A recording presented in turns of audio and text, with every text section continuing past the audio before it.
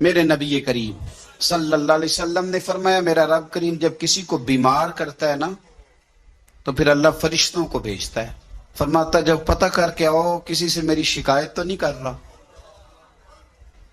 تو فرشتے جا کے عرض کرتے ہیں مالک اس کے پاس تو جو بھی آیا نا اس نے یہی کہا کہ الحمدللہ جس حال میں اللہ نے رکھا ہے میں راضی ہوں۔ اس نے تیری شکایت نہیں کی، اس نے تیری رضا پہ اس بیماری کو تیری طرف سے آزمائش سمجھ کے قبول کیا۔ میرے نبی کریم علیہ السلام فرمانے لگے، رب فرماتا ہے فرشتوں گواہ ہو جاؤ، اگر میں اسے اس بیماری سے شفا دوں گا تو جو اس کے پاس خون ہے اس سے بہتر خون اسے عطا کروں گا، اور جو اس کے پاس گوشت ہے اس سے بہتر اسے گوشت عطا کروں گا، اور اگر میں اسے اس بیماری میں وفات دوں گا تو پھر میں اسے جنت عطا کروں گا۔ اگر شفا دوں گا تو بہترین شفا دوں گا، اور اگر وفات دوں گا تو پھر جنت دوں گا۔ جب آپ حوصلے کے ساتھ چیزوں کو قبول کرتے ہیں، جب آپ کی طبیعت کے اندر صبر چھلکتا ہے، تیزی کے ساتھ لوگوں کے اندر سے حوصلہ رخصت ہوا ہے، اور میں دیکھتا ہوں کہ شکایتیں، شکوے، پریشانیاں، اور ہر بات میں لوگ یہ کہتے ہیں کہ جناب بڑی بری حالت ہے، پتہ نہیں کیا بننے والا ہے، جلدی سے کوئی معاملات ٹھیک ہو جائیں۔ اور بعض سنگی اس طرح کی باتیں بھی کرتے ہیں، وہ کہتے ہیں جناب میں تو نمازیں بھی پانچوں پڑھتا ہوں، میں تو روزانہ سویرے قرآن پاک بھی پڑھتا ہوں، تو میں اکثر پوچھتا ہوں کہ آپ قرآن پاک اس لیے پڑھتے ہیں کہ آپ کی دکان زیادہ چلے، کہ یہ اس لیے پڑھتے ہیں کہ اللہ راضی ہو جائے؟ آپ یہ تو دیکھیں کہ آپ عبادت کر رہے ہیں کہ تجارت کر رہے ہیں۔ ٹھیک ہے عبادت سے تلاوت سے رزق میں برکت ہوتی ہے، پر مقصود برکت نہیں، مقصود تو اللہ کو راضی کرنا ہے۔ تو ہم بڑی ساری جگہوں پر جلد باز ہیں۔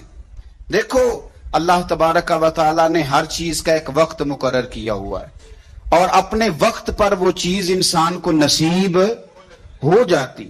اگر آپ کے مزاج میں تحمل ہو، اگر آپ کی آج ٹانگ خدا نہ خواستہ کسی کی ٹانگ فریکچر ہو جاتی ہے تو کوئی ٹیکہ ایسا نہیں بنا کہ ابھی لگے گا اور 20 منٹ کے بعد آپ اٹھ کے چلنے لگ جائیں گے، ایسا ہو سکتا نہیں۔ آپ کو آپریٹ کرانا ہے، 1 آدھ مہینہ دینا ہے، دوائی کھانی ہے، پٹیاں کرانی ہیں، وہ اپنے وقت پہ جا کے ٹھیک ہوگی۔ پھر بھی آپ کو نارمل چلنے پھرنے کے لیے ٹائم دینا پڑے گا۔ کوئی بھی چیز ہے وہ ٹائم لیتی ہے، ہمیں جلدی بڑی ہے۔ میرے نبی کریم صلی اللہ تعالی علیہ وآلہ وسلم نے ارشاد فرمایا کچھ لوگ ایسے ہوں گے قیامت کے دن کہ اللہ تعالیٰ کی طرف سے منادی ہوگی، اس کو امام غزالی نے احیاء العلوم میں لکھا ہے، منادی ہوگی کہ فضیلت والے لوگ کدھر ہیں؟ فرشتے پوچھیں گے فضیلت والے لوگ کدھر ہیں؟ تو کچھ لوگ تھوڑے سے لوگ ہوں گے جو جلدی جلدی سے اٹھیں گے اور وہ جنت کی طرف جانے لگیں گے۔ تو فرشتے ان سے پوچھیں گے بھئی تم فضیلت والے بھی ہو اور جلدی جلدی جنت میں جا رہے ہو، تو بتاؤ تو صحیح تم اصل میں ہو کون؟ تو وہ کہیں گے ہم وہ لوگ ہیں جن پر ظلم کیا جاتا تھا تو ہم صبر کرتے تھے، اور اگر کوئی تکلیف دیتا تھا تو ہم اسے معاف کر دیتے تھے، اور اگر کوئی جہالت کرتا تھا تو ہم جواب میں بردباری کرتے تھے۔ بس اس کی برکت سے اللہ نے فضیلت والے بھی بنا دیا ہے اور جنت بھی عطا کی جا رہی ہے۔ آپ سورہ نمل روز پڑھیں اور جناب سلیمان علیہ السلام کے امتی کی شان بیان کریں کہ وہ آنکھ جھپکنے سے پہلے 80 گز اونچا، 80 گز چوڑا، 80 من وزنی تخت آنکھ جھپکنے سے پہلے لے آئے۔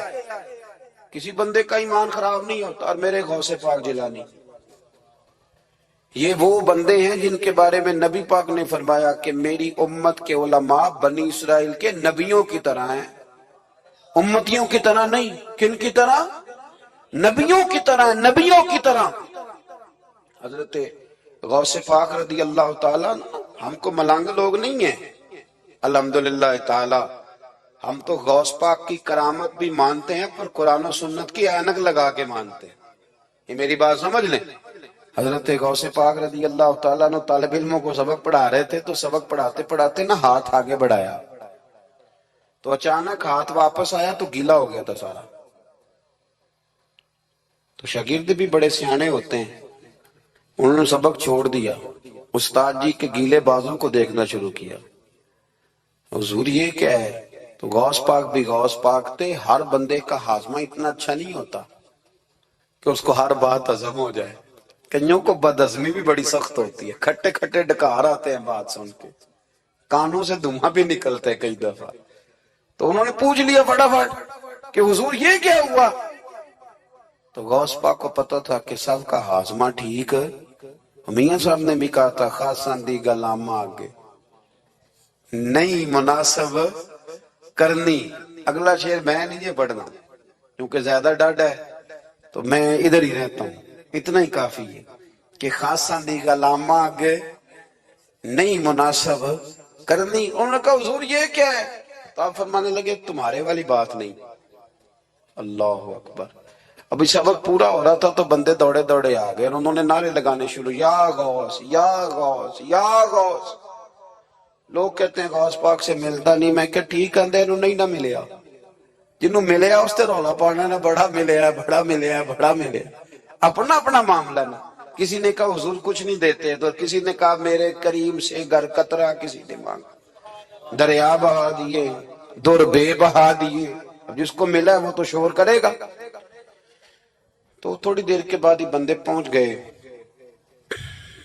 انہوں نے آ کے یا غوث کے نعرے بھی لگائے. وہ مچلے بھی, وہ روئے بھی, وہ قدم بھی چومے, اپنے مقدر پہ ناز بھی کیا. شکر ہے اللہ کا, اللہ نے ہمیں آپ کا غلام بنایا. شکر ہے.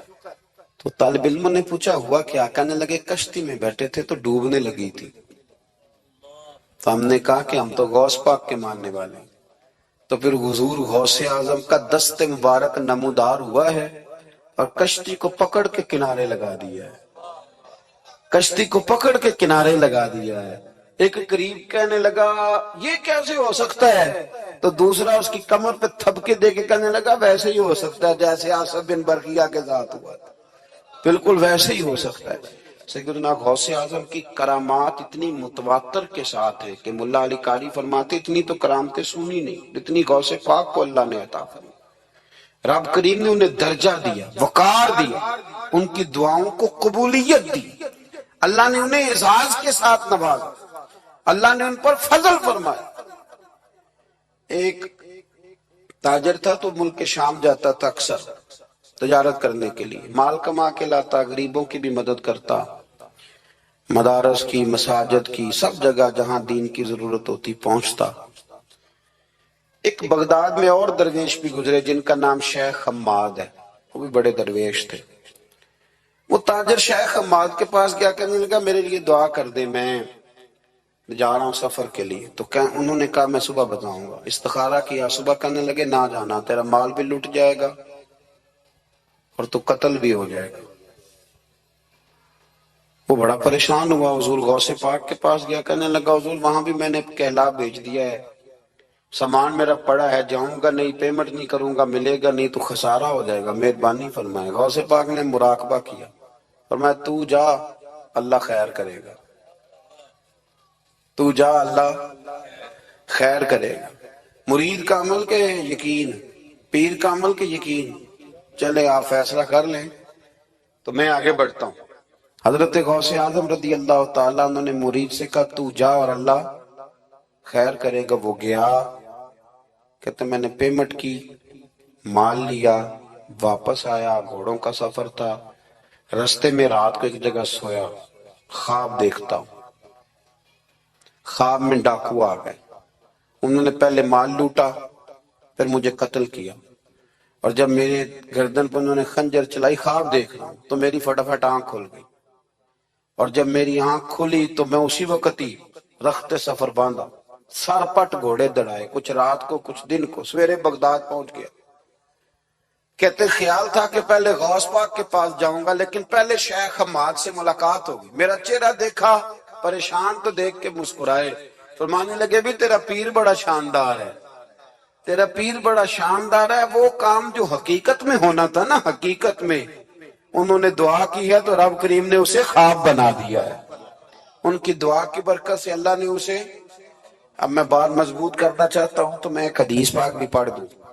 لوگ کہیں گے جی مرنے والا بھی بچ جاتا ہے, عمر بھی بڑھ جاتی ہے. مشکات کی حدیث ہے, ترمذی میں بھی موجود ہے. نبی پاک صلی اللہ علیہ وسلم نے فرمایا اگر تم چاہتے ہو رزق بھی بڑھ جائے عمر بھی لمبی ہو جائے تو اپنے رشتہ داروں سے اچھا سلوک کرو. اس کا مطلب ہے کہ عمر بڑھ جاتی ہے، موت کچھ وقت کے لیے ٹل بھی جاتی ہے. حضور غوث پاک کو اللہ نے بڑا اعزاز دیا، بڑی کرامات دی. آپ فرمایا کرتے تھے میں نے 40 سال اپنے رب کو راضی کیا مصلی پہ بیٹھ کے. تو میرے مالک نے پھر پوچھا ہے کہ عبد القادر کچھ مانگ لے، کوئی بات کر لے.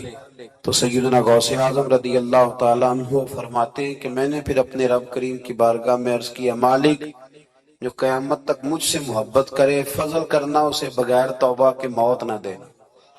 تو میرے رب نے میری اس دعا کو شرف قبولیت عطا فرمایا کہ جو مجھ سے پیار کرے گا میرا نام لے گا وہ بغیر توبہ کے نہیں مرے گا. جنات بھی آپ کی بارگاہ میں حاضر ہوتے.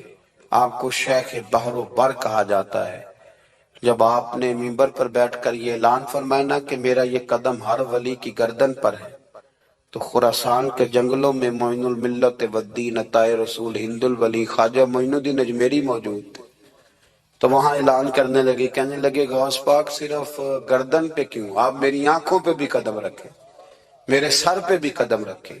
اللہ نے ان اولیاء کو بڑا اعزاز دیا، انہیں اللہ نے بڑی شان دی. اپنی نسبت اللہ کے بندوں سے مضبوط رکھیں. ضروری نہیں کہ آپ کسی جگہ مرید ہی ہوں گے تو آپ کی نسبت مضبوط ہوگی. آپ خواجہ معین الدین سے پیار کریں، آپ حضرت بہاؤالحق نقشبند بخاری سے پیار کریں، داتا علی اجویری سے پیار کریں، آپ غوث پاک جیلانی سے، آپ اللہ کے نیک بندوں سے محبت کریں، ان کا تذکرہ سنیں.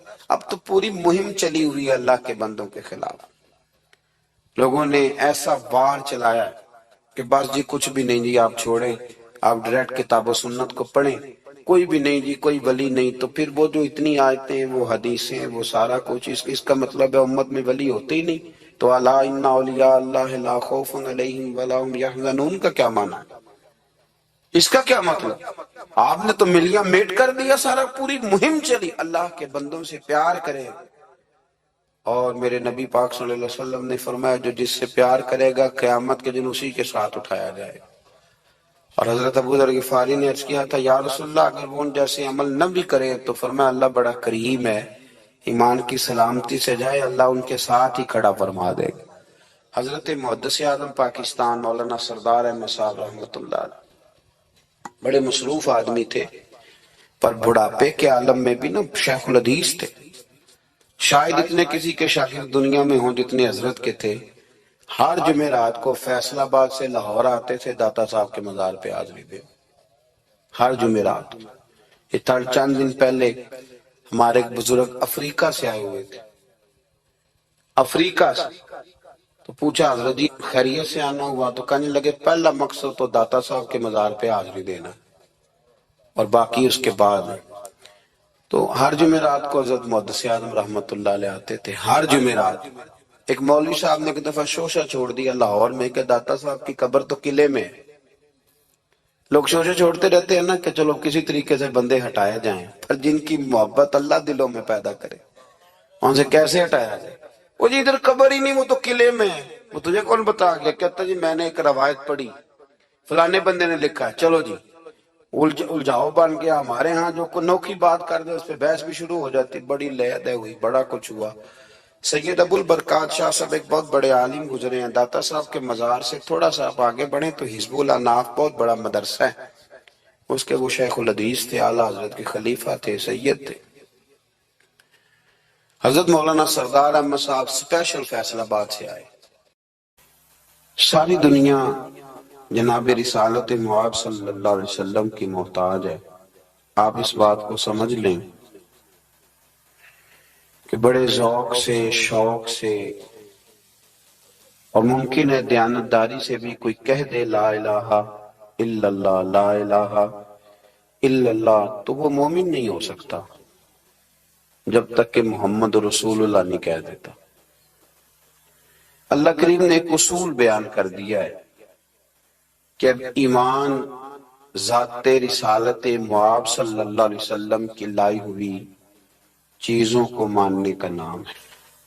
جس آدمی کو پتہ ہوتا ہے نا کہ یہ میرا آفیسر ہے اور میں اس کے ماتحت چل کے میں نے وقت گزارنا ہے، تو وہ کئی کئی جتن کرتا ہے اس کو راضی کرنے کی. اس کا محتاج جو ہے اس کی کوشش ہوتی ہے کہ وہ اس سے راضی رہے، کوئی ایسی بات نہ ہو جائے جس سے وہ ناراض ہو جائے.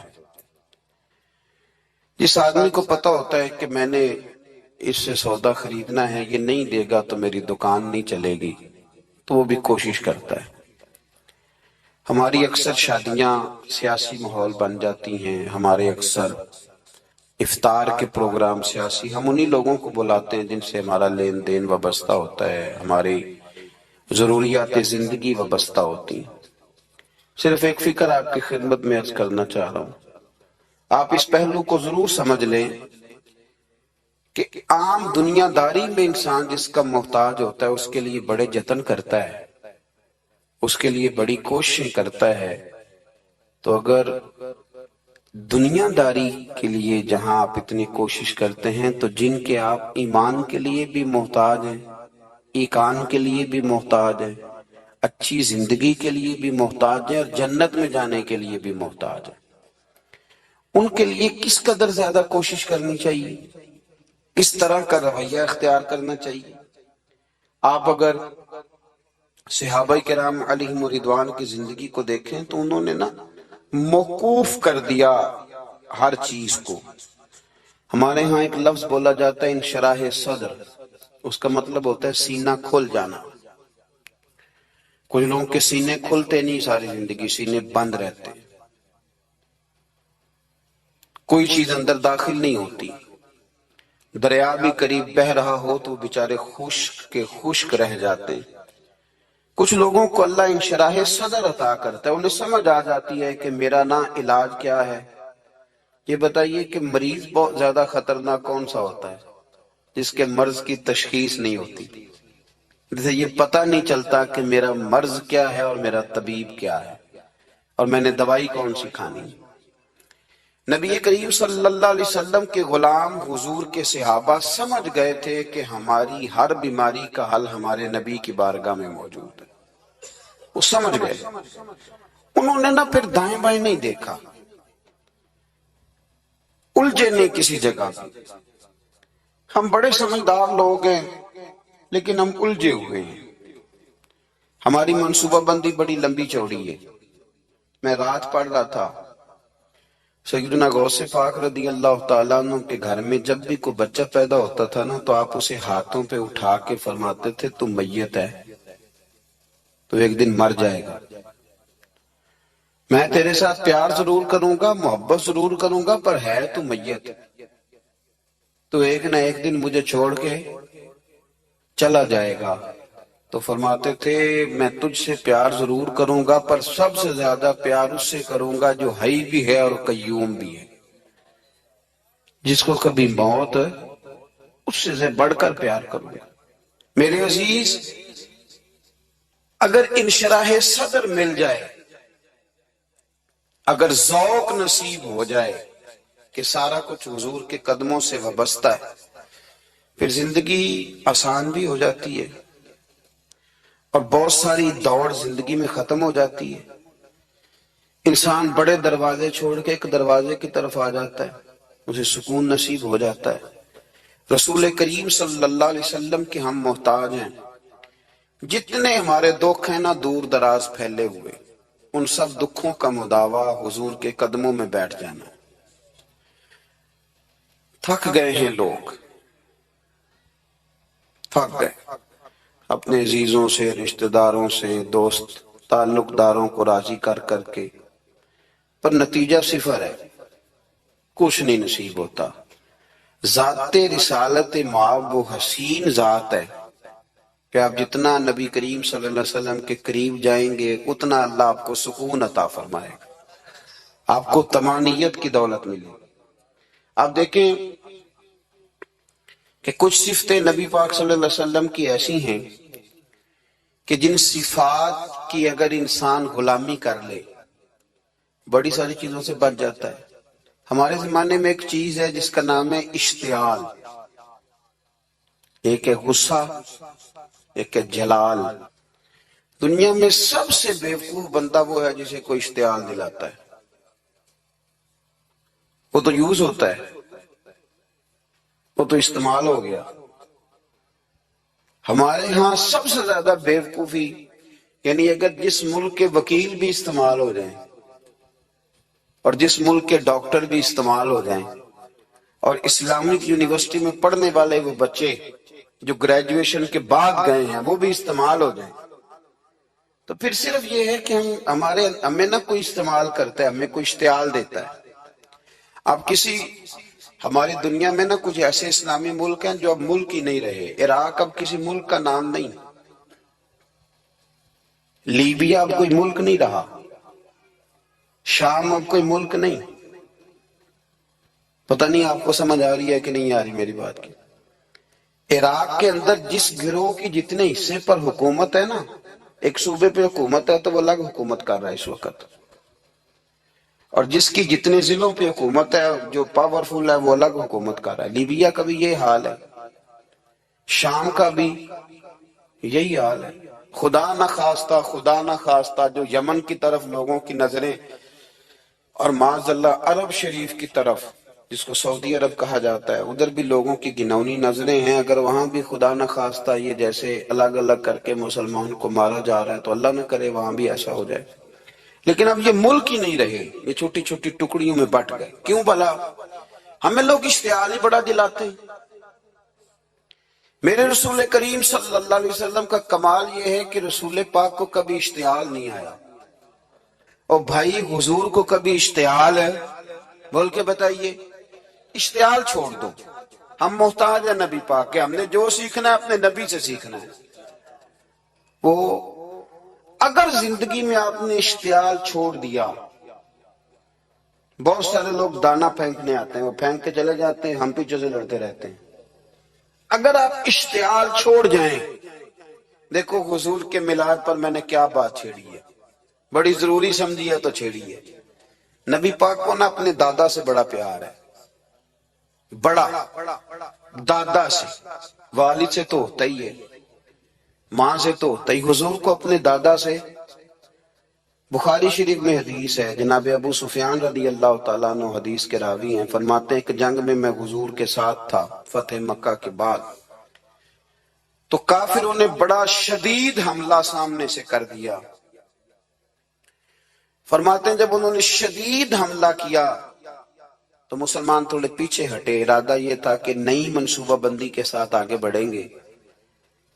کہتے ہیں میں نے نبی پاک صلی اللہ علیہ وسلم کے گھوڑے کی لگام تھامی ہوئی تھی، صحابہ پیچھے ہٹے پر حضور نہیں پیچھے ہٹے اور آگے بڑھے، تو میں نے کہا یا رسول اللہ سب لوگ پیچھے ہٹ رہے ہیں، ذرا پیچھے ہٹ کے نئی حکمت عملی نئی تازگی کے ساتھ وار کریں گے تاکہ مقابلہ کر سکے۔ تو جنگ کا موقع ہے، جنگ کا وقت ہے، اور حضور وہاں نعرہ کیا لگاتے ہیں؟ فرمایا پیچھے نہیں ہٹنا۔ کیوں؟ انا النبی لا کاذب، انا ابن عبد المطلب لا کاذب۔ فرمایا پیچھے نہیں ہٹنا ہے، ایک تو اس لیے نہیں ہٹنا کہ میں نبی ہوں اور یہ بھی سچ ہے، اور اس لیے بھی پیچھے نہیں ہٹنا کہ میں کوئی معمولی آدمی نہیں، میں عبد المطلب کا پوتا ہوں۔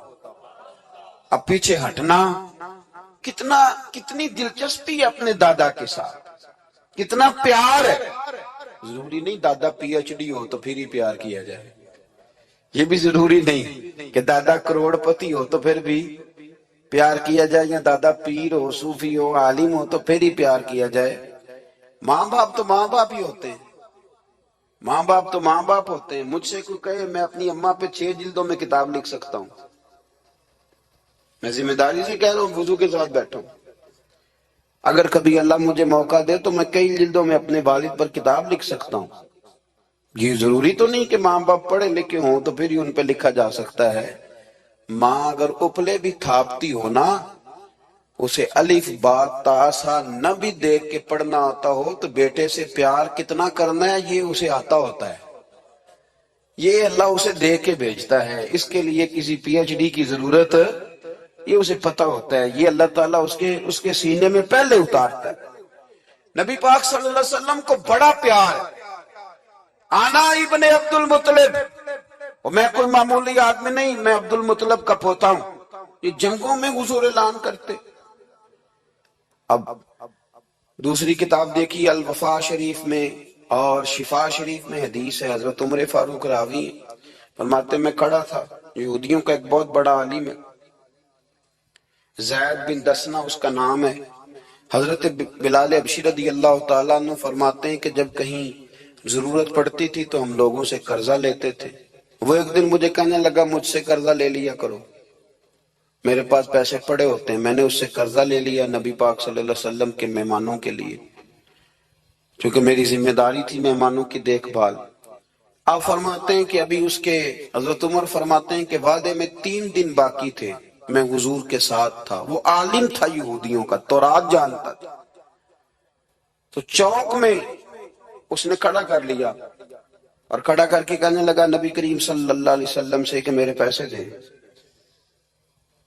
تو حضور صلی اللہ علیہ وسلم نے فرمایا کہ ابھی تو 3 دن باقی ہیں وعدے میں، انشاءاللہ وعدے پہ دے دیں گے۔ میں نے جو مضمون چھیڑا ہے وہ میں نے مکمل کرنا ہے، آپ میری بات پہ توجہ کرنا۔ میں کہہ چکا ہوں کہ حضور کو دادا سے بڑا ہی پیار ہے، اب وہ یہودیوں کا عالم کیا کہتا ہے نبی پاک کو، تانا کس طرح دیتا ہے، معاذ اللہ ثم معاذ اللہ، نقل کفر کفر نہ باشا۔ جب حضور نے کہا نا ابھی 3 دن باقی ہیں تو کہنے لگا جی معاذ اللہ ثم معاذ اللہ، پھر معاذ اللہ، کروڑ دفعہ معاذ اللہ، کہنے لگا جی عبد المطلب کی اولاد کا طریقہ یہ ہے، پیسے لے لیتے ہیں پھر واپس نہیں کرتے، ہے نا اشتعال والی بات۔ یعنی ویسے ہی آپ کسی کو کہیں کہ تیرے دادے کی اولاد شاری کا طریقہ ہی وہ گرم ہو جائے گا، اور اگر یہ کہہ دیا جائے اس ذات کے بارے میں جس سے آپ پیار بھی عشق کی حد تک کرتے ہو، تو اب تھپڑ تو بنتے ہیں نا 4، اب ڈنڈا تو بنتا ہے نا، لیکن میرے نبی پاک اشتعال میں نہیں آتے تھے، مزاج نہیں تھا رسول کریم۔ نبی کریم صلی اللہ تعالی علیہ وسلم اتنی بڑی بات کر دی کہ حضرت عمر کہتے ہیں میں نے یوں کر کے تلوار پہ ہاتھ رکھا، نکال لی نیام سے باہر، گردن اڑاؤں گا اس گستاخ کی۔ رسول کریم نے فرمایا عمر یہ تو کیا کر رہا ہے، تیرے تو ذمہ یہ تھا کہ تو اسے نرمی کا کہتا اور مجھے پیسے دینے کا کہتا، اب اس طرح کر، اسے فلاں جگہ لے جا، وہاں کھجوریں پڑی ہیں تول کے دے دے، چل 2 کلو زیادہ بھی دے دینا۔ حضرت عمر فاروق رضی اللہ تعالیٰ عنہ کہتے ہیں میں نے کہا حضور زیادہ کس بات کی، میں تو پوری بھی ذرا ناپ تول کے دوں گا، اور احتیاط سے کس بات کی زیادہ، اس نالائق کو زیادہ دوں؟ حضور فرمانے لگے زیادہ اس لیے دینی ہے کہ تو نے اسے ڈانٹا ہے، تو نے تلوار دکھائی ہے، اب 2-3 کلو زیادہ دینی۔ حضرت عمر کہتے ہیں میں لے گیا اور میں نے 2-3 کلو کھجوریں زیادہ دی، پر وہ میرے اندر جو اس کے بارے میں کوفت تھی وہ جاتی نہیں تھی، میرا دل کرتا تھا کاٹ ڈالوں اسے، اور جب میں نے دے لی نا تو میرے قریب آیا، میرے گھٹنے پہ ہاتھ رکھا۔ آنسو بڑے قیمتی ہوتے ہیں، ایک کبھی نکلتے ہیں، کہتے ہیں جب میرے گھٹنے پہ اس نے ہاتھ رکھا تو وہ یہودیوں کا عالم رو پڑا، کہنے لگا عمر تیرا کیا خیال ہے کہ میں بلا وجہ یہ میں نے بات کر دی؟ کہا نہیں، تو روتا کیوں ہے، پہلے بے ادبی کرتا ہے اب روتا ہے؟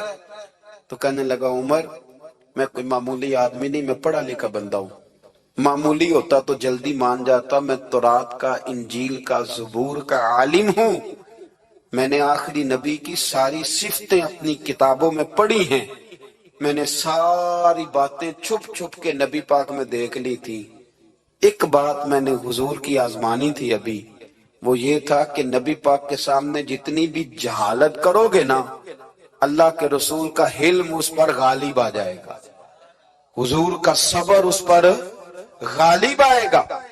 میں نے نا آج وہ آزمانا تھا، اور میں نے نا سازش کر کے بلال کو پیسے دیے تھے، اور میں نے سازش کر کے 3 دن پہلے مانگے تھے، پر عمر تجھے مبارک ہو، میں نے تو آزما کے مانا ہے، تو بغیر آزمائے محمد عربی کا غلام بن گیا ہے، اب لے جا مجھے معافی بھی دلا، اور نبی پاک صلی اللہ علیہ وسلم کی غلامی بھی میرے لیے اس سند پہ بھی تو میرے ساتھ شامل ہو۔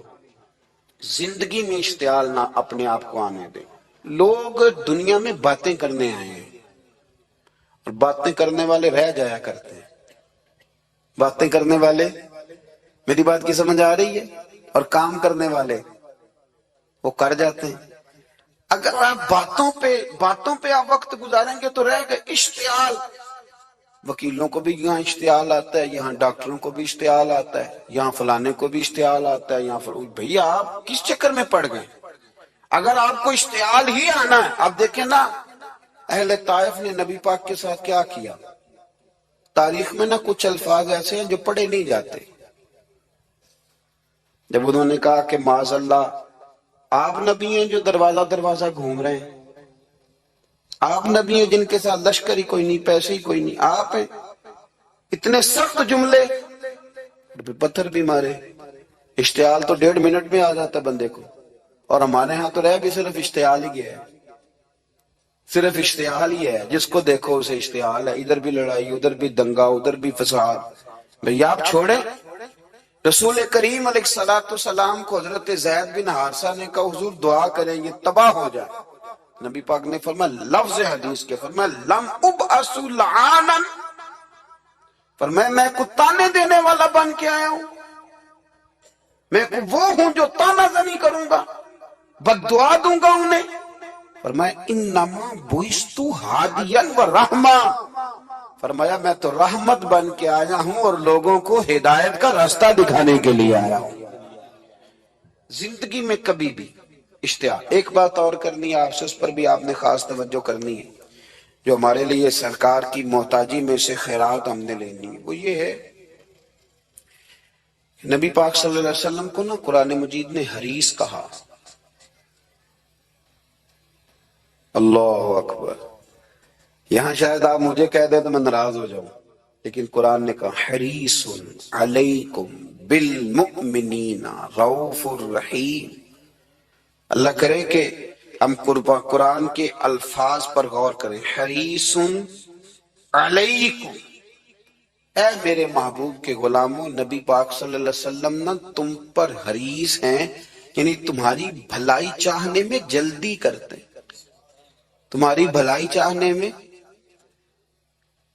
یہ ایسے الفاظ ہیں کہ اس سے بڑھ کر میں ان کا معنی نہیں کر سکتا. اگرچہ علماء تفسیر نے حریص علیکم کے کئی معنی بیان فرمائے. فرمایا محبوب کو جلدی ہے. بیٹا بھی اماں سے کہتا ہے اماں آہستہ آہستہ ہی میری ترقی ہوگی نا. اب مرید بھی پیر صاحب سے کہتا ہے حضرت صاحب ہوں میں شروع کرتے لئیے سویرے اٹھتے پہنا تے اے میں ہولی ہولی کر کے داڑھی. مجھے تو خیر بہت سارے کہتے ہیں، اس لیے ایک میرے سنگی ہیں اللہ تعالیٰ انہیں جزائے خیر دے، وہ جنوبی پنجاب سے ہیں تو وہ سرائکی ہیں. اب ہمیں اللہ نے یہ اعزاز دیا ہوتا ہے کہ ہمارے پاس ہر زبان کا بندہ ہوتا ہے، اس لیے کئی دفعہ اپنی زبان بھی گڈ مڈ ہو جاتی ہے، کیونکہ سب سے بات کرنی ہوتی ہے نا جی. تو مجھے کہنے لگے ایک دن فون کر کے پیر صاحب مبارک ہوئے. میں نے کہا جی خیر مبارک، کیا ہوا؟ کہنے میں ان چھوٹی چھوٹی داڑھی رکھ لئی اللہ دے فضل نہ. میں کہا چلو میں تیری مبارک قبول کرتی تو مہربانی کری انہوں کھاد شاد باندھا رہی تاکہ تھوڑی بڑی بھی ہو ہی جائے کہ مبارک ہوئے. میں چھوٹی چھوٹی، میں کہا چلو اللہ کریم خیر کرے گا بڑی بھی ہو جائے. حالانکہ داڑھی کا کوئی وزن ہی نہیں ہوتا. کیوں ہوتا ہے؟ نہ چھوٹی کا نہ بڑی کا. اللہ سمجھنے کی توفیق عطا فرمائے. باہر کے جو بات عرض کرنی ہے اس کی طرف آتا ہوں آپ حضرات سے. حریص علیکم، بھئی ہر بندہ کہتا ہے میں آہستہ آہستہ چلوں گا، لیکن نبی پاک صلی اللہ تعالی علیہ وسلم نے شوق رکھتے میری امت کو جلدی سے خیر ملے، جلدی سے. آپ دیکھیں نا ہم نے نا اصل میں سنی تقریریں، سنانے والوں نے سنا دی، بس وہ ٹھیک ہے ایک نظام ہے، لیکن کبھی کبھی نا ہم الجھ جاتے ہیں، اڑ جاتے ہیں کہ یار ایسے بھی ہوتا ہے. نبی پاک جلدی کرتے ہیں اپنی امت کو خیر دینے میں، جلدی. حضرت ابو ہریرہ نے حافظہ مانگا تو فٹافٹ دیا حضور نے. حضرت جابر ابن عبداللہ نے کہا حضور گھر میں غربت ہے تو فرمایا یہ کلو لے جا، کھول کے نہ دیکھنا کھجوریں، کھاتا رہنا ختم کوئی نہیں ہوں گے. جس نے جو مانگا نہ جو، ذرا جلدی کر کے. مرنا ہے پھر قبر میں جانا ہے، پھر قیامت تک قبر میں لیٹنا ہے، پھر قبر سے اٹھنا ہے. وَإِذَا الْقُبُورُ بُعْثِرَتْ عَلِمَتْ نَفْسٌ مَا قَدَّمَتْ وَأَخَّرَتْ. پھر وہاں سے اٹھ کے حساب دینا ہے. حساب کے بعد جنت دوزخ کا فیصلہ ہونا ہے. اور میرے نبی پاک صلی اللہ علیہ وسلم کو بڑا شوق ہے امت جلدی جلدی جنت میں جائے، لہذا فرمایا ابو بکر تو بھی جنتی ہے۔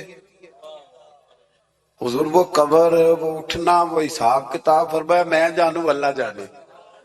عمر تو بھی جنتی ہے، عثمان بھی جنتی ہے، علی بھی جنتی ہے، طلحہ بھی جنتی ہے، زبیر بن عوام بھی جنتی ہے، طلحہ بن عبید اللہ بھی جنتی۔ 10 بندوں کو نہ کھڑے کھڑے جنت۔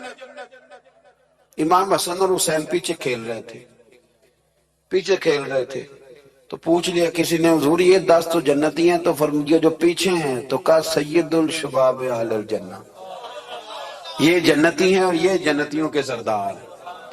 آپ ذرا پلٹ کے دیکھ لیں کس طرح حضور نے، اور یہ اس شوق کو آپ سمجھیں، ہمیں تو شوق ہی کوئی نہیں، اب یقین کریں نہیں شوق، زیادہ سے زیادہ شوق ہوگا تو اپنے بیٹے کے حق میں ہوگا کہ جلدی جوان ہو جائے، اور اس میں بھی ہماری ڈبل لالچ ہوتا ہے کہ بچہ جوان ہو جائے اور میں کبھی بوڑھا بھی نہ ہوں، یہ بھی جوان ہو جائے اور میں بھی جوان ہی نہ ہوں۔ بھئی یہ تو نہیں نہ ہو سکتا، اگر وہ جوان ہوگا تو پھر آپ کو بوڑھا ہونا پڑے گا، لیکن ہمارا ڈبل لالچ ہے کہ یہ بھی جوان ہو جائے اور میں بھی جوان ہی رہوں۔ یہ ہو سکتا؟ نبی پاک صلی اللہ علیہ وسلم نے فرمایا، آپ ذرا غور کریں، فرمایا وہ بیر رومہ ہے جو خرید کے دے دے گا میں اسے جنت کی بشارت دیتا ہوں۔